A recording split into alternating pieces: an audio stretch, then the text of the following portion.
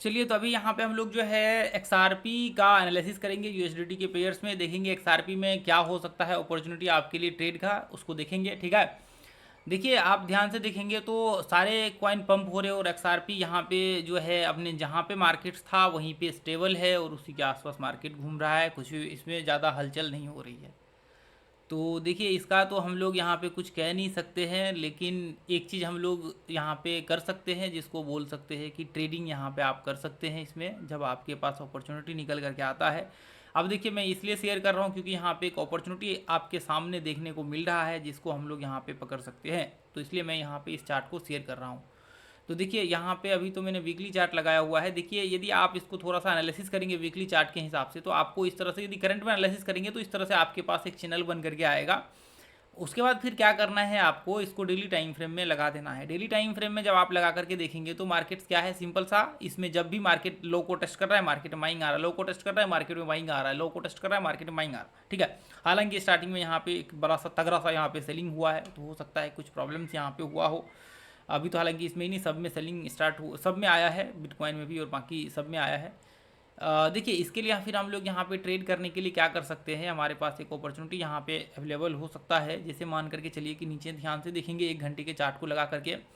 तो यहाँ पे आप देखेंगे तो ऐसे में 1 घंटे के चार्ट में जो है यहाँ पे ये आपको देखने को मिल रहा है कि मार्केट क्या है, मार्केट 1 घंटे के चार्ट में सपोर्ट रेजिस्टेंस बना रहा है। तो फिर हम लोग क्या कर सकते हैं, सपोर्ट रेजिस्टेंस में हम लोग ये कर सकते हैं कि मार्केट यहाँ पे क्या कर ले, मार्केट सपोर्ट रेजिस्टेंस बनाने के बाद या तो यहाँ पे रिट्रेसमेंट कर ले या फिर मार्केट ब्रेकआउट करके रिट्रेसमेंट कर ले और ब्रेकआउट करे, फिर हम लोग एंट्री कर सकते हैं। लेकिन मैं आपको कहूँगा कि सबसे जो सेफ साइड आपका एंट्री का होता है वो होता है कि ब्रेकआउट के बाद जब मार्केट, क्योंकि मार्केट रेंज में है तो हो सकता है यहाँ से फॉल्स ब्रेकआउट भी हो सकते हैं,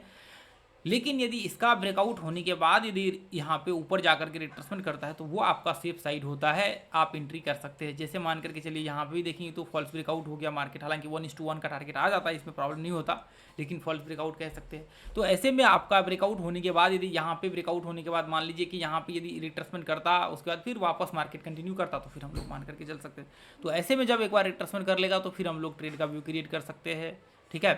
ट्रेड का व्यू क्रिएट कर सकते हैं। कहाँ तक के लिए हम लोग कर सकते हैं, यहाँ पे ऐसे कंडीशंस में यहाँ तक के लिए, ये टॉप तक के लिए हम लोग ट्रेड का व्यू क्रिएट कर सकते हैं। तो ऊपर में देखिए हो सकता है रिट्रेसमेंट और भी बड़ा हो जाए, तो ऐसे में आपका रिवार्ड रेशियो भी यहाँ पे जो है थोड़ा सा वो हो जाएगा। इतना तो नहीं कह सकते, लेकिन थोड़ा सा ऊपर बफर मार करके ही चलना चाहिए, क्योंकि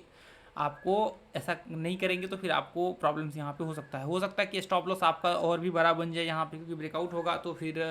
आपको यहाँ पे जो है रिट्रेसमेंट एक बड़ा सा हो सकता है, उसके बाद ही मार्केट में कंटिन्यू हो सकते हैं। तो ऐसे में जब एक बार रिट्रेसमेंट कर लेगा ऊपर चढ़ने के बाद, तो फिर आप यहाँ पे क्या कर सकते हैं, आप यहाँ पे जो है ट्रेड का व्यू क्रिएट कर सकते हैं और यहाँ पे आप एंट्री कर सकते हैं और अपॉर्चुनिटी यहाँ पे आप जो है आइडेंटिफाई कर सकते हैं। ठीक है, तो एक बार रिट्रेसमेंट कर ले उसके बाद फिर आप एंट्री करिएगा, ऊपर का व्यू बनाइएगा, कोई प्रॉब्लम नहीं होगा। अभी आपको क्या करना है, अभी आपको बिल्कुल भी यहाँ पे जो है ट्रेड नहीं करना है। यदि आप ट्रेड करेंगे, मान लीजिए यहाँ पे ट्रेड करेंगे, फॉल्स ब्रेकआउट हो गया, वापस मार्केट इस लेवल में आ गया, तो ऐसे में आपके लिए प्रॉब्लम हो सकता है। अब मान लीजिए जो लोग 5 मिनट के चार्ट पे करते हैं ट्रेड, उनके लिए यहाँ से अपॉर्चुनिटी हो सकता है, जब जब मार्केट ये पॉइंट को टेस्ट करता है यहाँ से आप ट्रेड कर सकते हैं यहाँ तक के लिए, और फिर शॉर्ट का तो अभी नहीं करना है, हालांकि बाइंग का ही देखना है। अब वापस मार्केट यहाँ से आता है तो ये पॉइंट से वापस ये पॉइंट से आप बाइंग का व्यू क्रिएट कर सकते हैं। तो ऐसे में 5 मिनट के और 10-15 मिनट के टाइम फ्रेम में जो लोग करते हैं उनके लिए तो अपॉर्चुनिटी हो सकता है,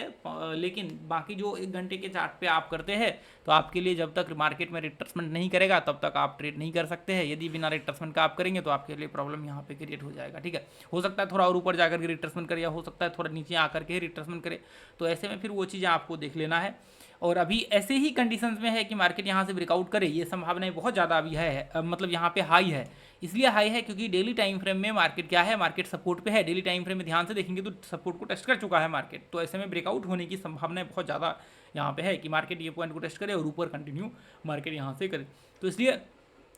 अभी 1 घंटे के चार्ट पर दिख नहीं रहा है, 1 घंटे के चार्ट पे क्या दिख रहा है, मार्केट इसको टेस्ट कर रहा है, नीचे आ रहा है, मार्केट टेस्ट कर रहा है, ऊपर नीचे हो रहा है ऐसे में। तो डेली टाइम फ्रेम पे आप देखेंगे तो डेली टाइम फ्रेम पे सपोर्ट को टेस्ट कर चुका है और यहाँ से संभावना है कि मार्केट यहाँ से ऊपर चढ़ सकता है। इसलिए आपको ये चीज़ें ध्यान में रख करके चलना होगा कि डेली टाइम फ्रेम को आपको देखना बहुत ज़रूरी होगा। यदि 1 घंटे के चार्ट पर आप एंट्री कर रहे हैं तो आपको यहाँ पे, अब देखिए इतना बड़ा रिवार्ड रेशियो तो रखना है नहीं, आपको 1:1 का आपको पहले देखना है, 1:1 का, उसके बाद फिर ट्रेल कर सकते हैं, तो आपको ट्रेल करते जाना चाहिए यहाँ पे कि आपका कितना रिवार्ड रेशियो हो सकता है। ठीक है, तो आपका स्टॉप लॉस यदि मान लीजिए कि यहाँ पे होता है, रिवार्ड रेशियो कितना भी बनेगा, क्योंकि यहाँ से पंप एक हो सकता है, सारे कंडीशंस में सारे जितने भी है बिटकॉइन इथेरियम सारे के सारे यहाँ पे रिट्रेसमेंट कर रहे हैं, तो यदि सब में एक बार बाइंग क्रिएट होता है तो यहाँ से एक पंप हो सकता है और वो आपको यहाँ पे जो है एक तगड़ा अपॉर्चुनिटी आपके लिए बन करके आ सकता है। ठीक है, तो अभी इसको देखिए और इसके हिसाब से आप जो है चलने की कोशिश करिए और इस अपॉर्चुनिटी को आइडेंटिफाई करके आप जो है इसको पकड़ने की कोशिश करिए। ठीक है, अभी रेगुलर आपको एनालिसिस मिलेगा और चैनल को सब्सक्राइब कर लीजिए। आपको रेगुलर जो है और भी अलग अलग पॉइंट्स का एनालिसिस यहाँ पे देखने को मिलेगा और आप लोग जो है नीचे कमेंट करिए कि आपको कौन से कॉइन पे एनालिसिस चाहिए। ठीक है, थैंक यू सो मच।